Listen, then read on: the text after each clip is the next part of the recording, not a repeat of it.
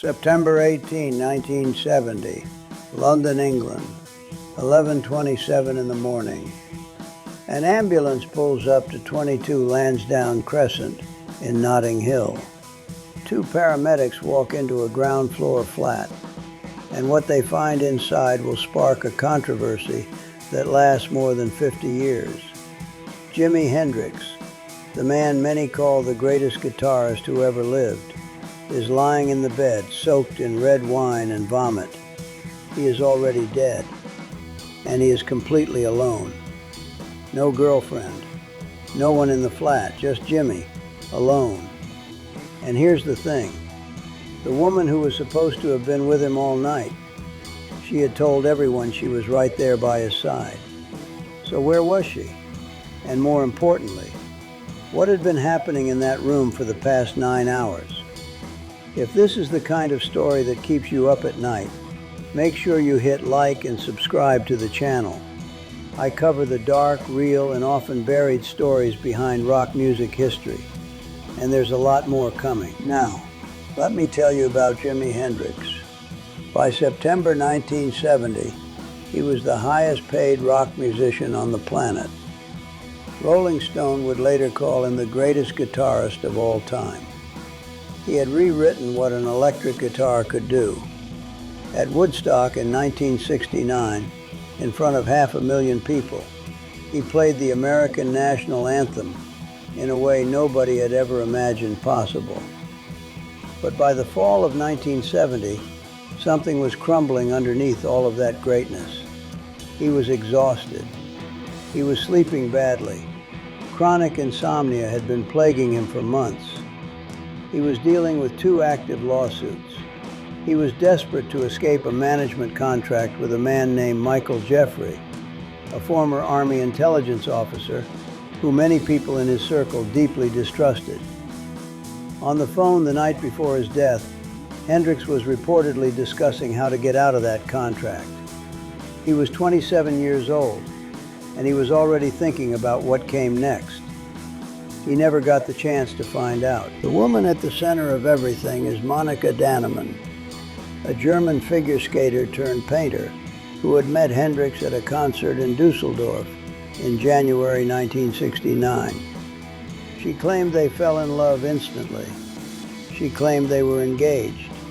She claimed she was the love of his life.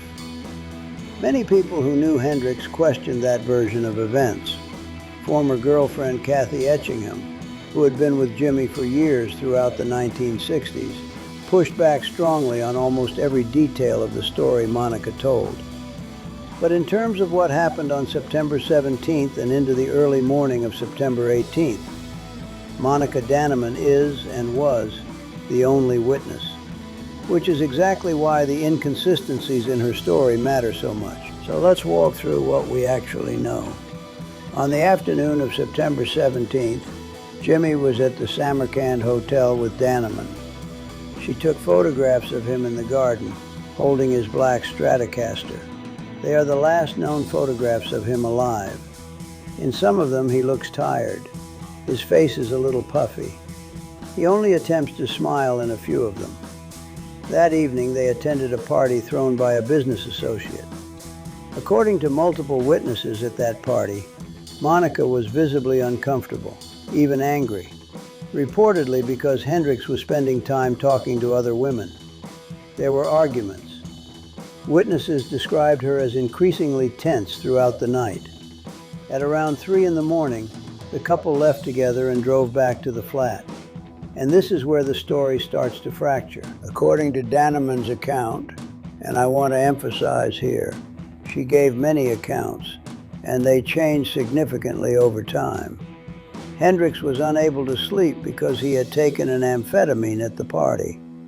She said he asked for her sleeping pills, and she refused. She said she took one herself around 6 in the morning and went to sleep.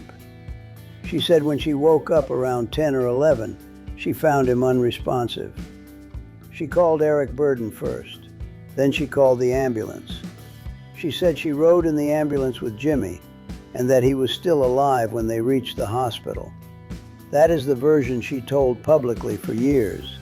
It sounds like a tragedy, It sounds like an accident. It sounds like a woman who did everything she could. Except the ambulance crew told a completely different story.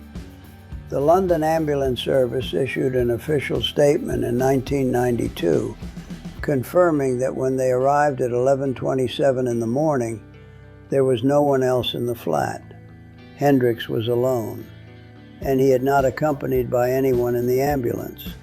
No Monika Dannemann in the flat. No Monika Dannemann in the ambulance. Just Jimi, dead or close to it, alone. Police Officer Smith, who attended the scene, also stated clearly that the doors shut on the ambulance crew with no one else present. He said that if she had been in the flat, they would never have been called in the first place. And here is a detail that Kathy Etchingham found particularly troubling when she investigated the case herself in the early 1990s. Hendrix was found dressed. Dannemann had claimed they went to bed, talked through the night, and she had taken a sleeping pill at dawn.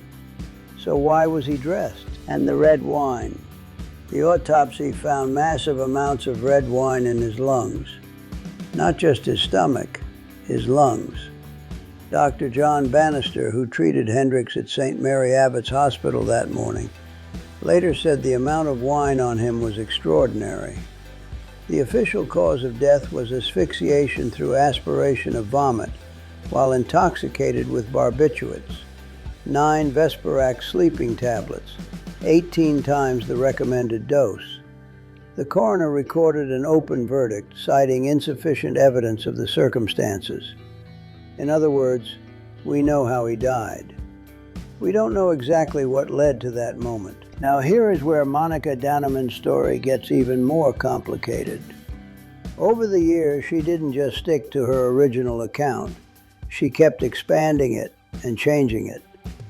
By 1975, 5 years after Hendrix's death, she was giving interviews claiming he had been murdered by mobsters, poisoned by a powerful group connected to his career. In 1995, she published a book called The Inner World of Jimi Hendrix, in which she suggested the pills had been forced down his throat against his will, a claim directly contradicted by the autopsy evidence and by every investigator who looked at the case. The book was widely criticized as unreliable. Journalist and researcher Tony Brown, who ran the Jimi Hendrix archive in England and spent years investigating the case, documented the inconsistencies in detail. John McDermott and Eddie Kramer, in their 1993 book, described her testimony as contradictory and self-serving. And then there is Michael Jeffrey, Hendrix's manager, the man Jimi was reportedly trying to leave. Jeffrey died in a plane crash in 1973, and before his death, a man named James Wright, who had worked closely with him, claimed that Jeffrey had confessed to being involved in Hendrix's death. The alleged confession, as relayed by Wright, was viscerally specific. Jeffrey allegedly said he had gone to the flat, forced pills into Hendrix's mouth, and poured wine into his windpipe, because Jimi was worth more to him dead than alive. Wright also claimed Jeffrey had taken out a life insurance policy on Hendrix worth over £1 million, with himself as the beneficiary. I want to be clear. This is one man's account of a conversation that cannot be verified. It was never proven. Scotland Yard looked at the case in 1992 and 1993 and ultimately decided not to reopen it. But it has never fully gone away either. What we are left with then is this: the gap between the last moment Hendrix was seen alive, sometime in the very early hours of September 18th, after returning from that party, and the moment the ambulance arrived at 11:27 in the morning, is somewhere between 7 and 9 hours. During those hours, something happened in that flat. The only person who was there, or who claimed to have been there, kept changing what she said happened. The ambulance crew and police contradicted her on multiple key points, and every investigation into the case stalled or was abandoned. In April 1996, Monika Dannemann was found dead in her car in the garage of her home in Seaford, East Sussex. Carbon monoxide. It was ruled a suicide. She had lost a contempt of court case just 2 days earlier, brought by Kathy Etchingham, over false statements Dannemann had made publicly about her. Uli John Roth, the Scorpions guitarist who had been Dannemann's partner for years, believed she had been murdered. The tabloids called it the Hendrix curse. Whatever the truth, the one person who was in that room, the one person who knew exactly what those missing hours contained, was gone. And she took everything with her. Jimi Hendrix was buried on October 1st, 1970, at Greenwood Cemetery in Renton, Washington. He was 27 years old. In 2003, Rolling Stone named him the greatest guitarist of all time. He had been dead for 33 years. His music had only grown larger. But that question, what really happened between 3 in the morning and 11:27 when that ambulance arrived, remains open. The coroner's open verdict from 1970 was never changed. The mystery was never solved. And the woman with the answers chose silence, permanently, in a garage in East Sussex on a spring day in 1996. Some stories don't have endings. They just have questions that get quieter over time. This is one of them. If you want more stories like this, the real ones, the dark ones, the ones that go deeper than the official version, hit the notification bell so you don't miss the next video. And check out the video on screen right now. I think you're going to want to see that one too. Thank you for watching. I'll see you in the next one.